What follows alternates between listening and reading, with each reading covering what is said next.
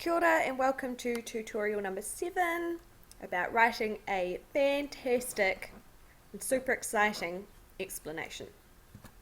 Right. Number 7. Example. No, I'm out of my numbers. Number 8. We're up to number 8. Explanation. X for explanation. Good spelling. Here's our question. Here's our essay. Here's our paragraph. Here is our first half of our paragraph with the explanation, which I'll read now.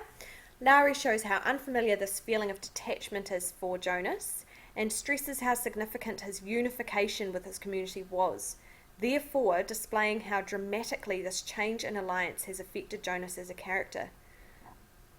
Becoming an individual is essential to Jonas's defiance of sameness, and this quote conveys his recognition of his own independence. Second half of the paragraph. Radio. Now, I've done a bit of a cop-out in my preparation here, and I've said, duh, spell it out. But we need to break it down because there's a lot happening in this explanation. Explanations are very, very, very, very, very important, and there's a lot of unfamiliar vocabulary in here. So, firstly, let's sort out the unfamiliar vocabulary. Okay. Detachment. Opposite of attachment. Some of you will have known that word and you'll be like, obvious. Some of you would have looked at that word and had no idea what it means. Very easy. Opposite of attachment. So he is no longer attached or feeling attached to his community. Unification. Unite. Again, he's not feeling united anymore with his community. He's feeling detached from them. Alliance. Think war. Countries who fight on the same side of a war have an alliance. They're on the same side, they're on the same team, they are allies. So he no longer has an alliance with his community. He now feels outside. Even though he hasn't found out anything about them yet, he is other, he is different from everybody else in his community. Defiance. There's a movie called Defiance, which is about defiance. Defiance means going against the rules, going against the way that things are, defy the way that things are. Katniss Everdeen is into defiance, as is Triss from that book that I haven't even read, but from what I understand, she defies the way that things are supposed to be. He defies sameness. Conveys. Conveys is just another way of saying, communicates, gets across. This quote gets across his recognition, okay? Recognition just means recognize. He's recognized that he is now independent. So this quote gets across the idea that he now knows that he's a bit more independent than he was. Let's just go back and have a look at the quote to make sure we can remember what we're even talking about. For the first time in his 12 years of life, Jonas felt separate, different. Okay.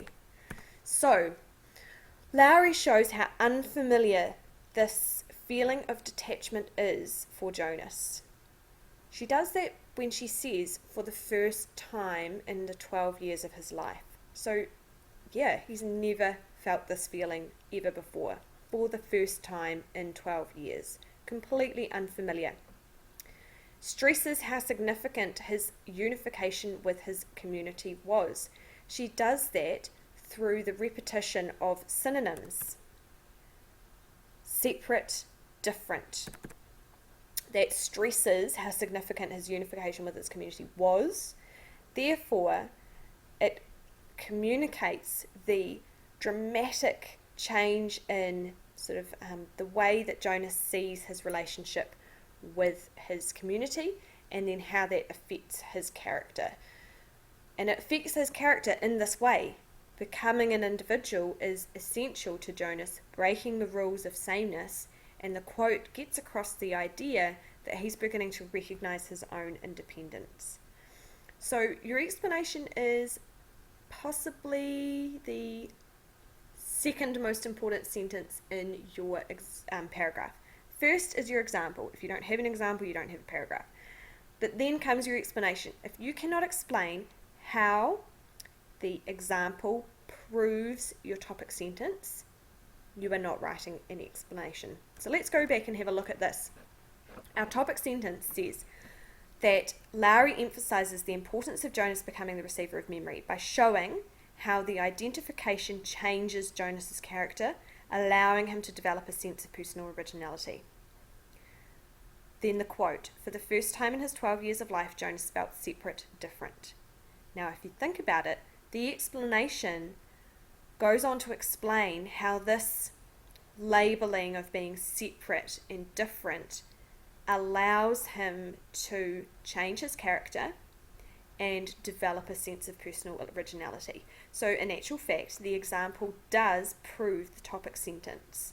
So if you can't quite see that yet, if there's too much vocabulary in the way there, please reread these four sentences until you have a really good understanding of how connected they are.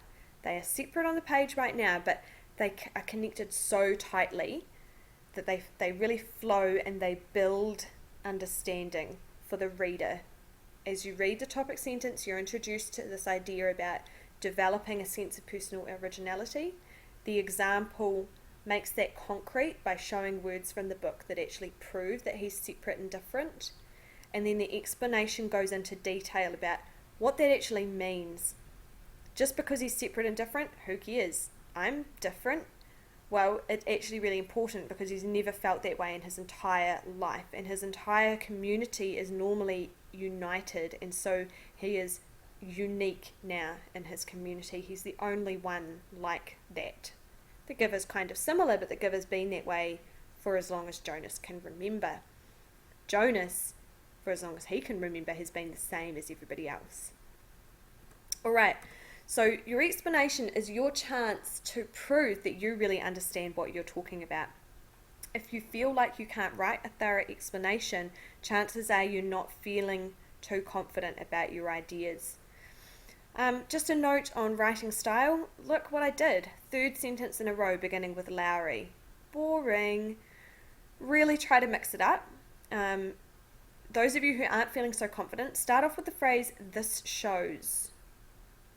That's a very good way of making sure that you actually write an explanation. This, the word this, is referring to the quote. So this shows, or this quote shows.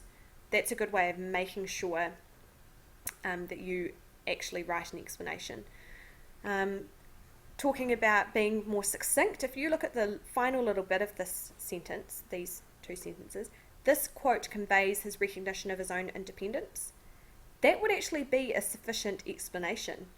That's enough of an explanation to prove that the quote proves the topic sentence.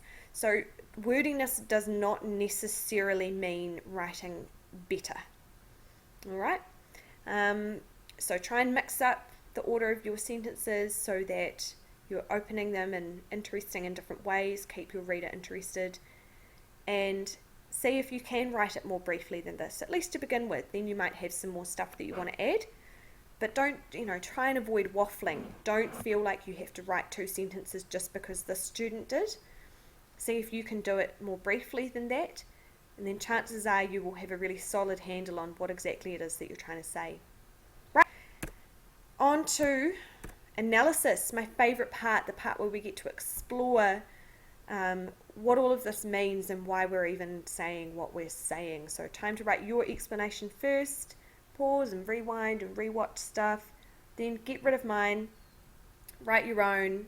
Ignore what I've said. See if you can come up with something independent. And then check it with somebody else. Does it actually make sense? Does it actually talk about the quote that you've used?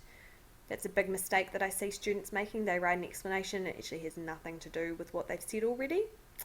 And that's why using that opening 2 words of this shows is a good way of making sure that you are staying focused on the example, and you can get rid of it later if you don't like it. If you think it sounds a little bit simple, you can actually delete those 2 words and chances are your sentence will still make sense, and if it doesn't, you can remedy that. So explanation, go for it, get it done.